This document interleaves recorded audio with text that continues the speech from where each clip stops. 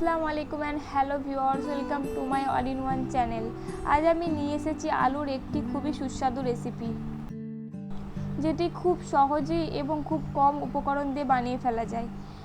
গরম ভাত এবং ডালে চালে খিচুড়ির সাথে এটা খুব ভালোই লাগবে। কিংবা বিকেলবেলা হঠাৎ নুন ঝাল খেতে ইচ্ছে করলে বিকেলের নাস্তা এটা আপনি খুব সহজেই বানিয়ে ফেলতে পারেন। সস এবং মেয়োনিজের সাথে কিন্তু এটা খুবই টেস্টি লাগে।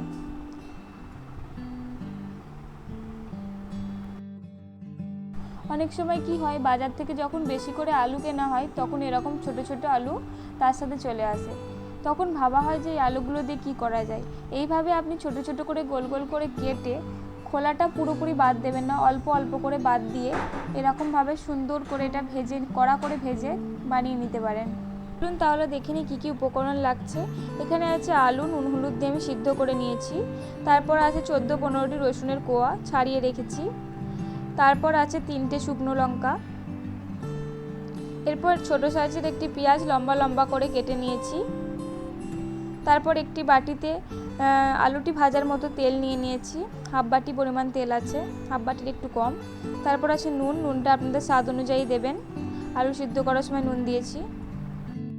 কড়াই গরম হয়ে গেলে এর মধ্যে তেল দিয়ে দিচ্ছি।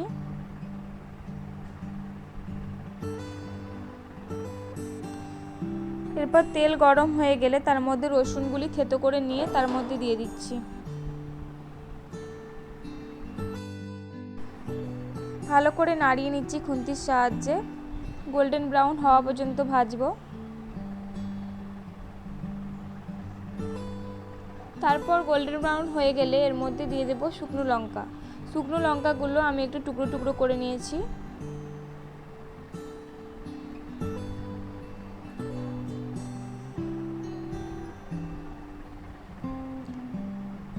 তিনটি শুকনো লঙ্কা সুন্দর করে টুকরো টুকরো করে নিয়েছি, দিয়ে দিয়েছি তার মধ্যে।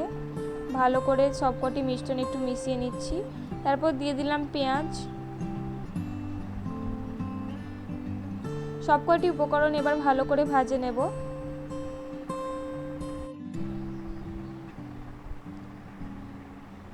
ভালো করে ভাজা হয়ে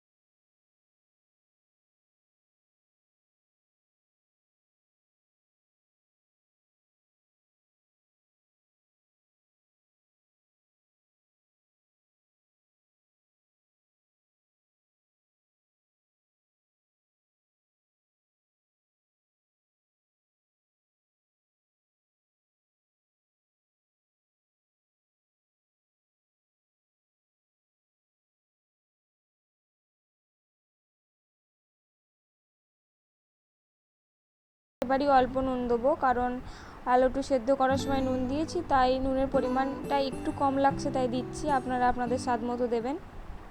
সামান্য নুন দিয়ে দিলাম। তারপর ভালো করে মিশিয়ে নেব।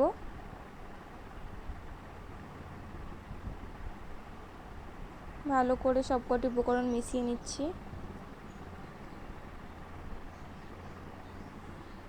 রেসিপিটি সার্ভ করার জন্য রেডি। রেসিপিটি ভালো লাগলে লাইক, কমেন্ট অ্যান্ড শেয়ার করবেন।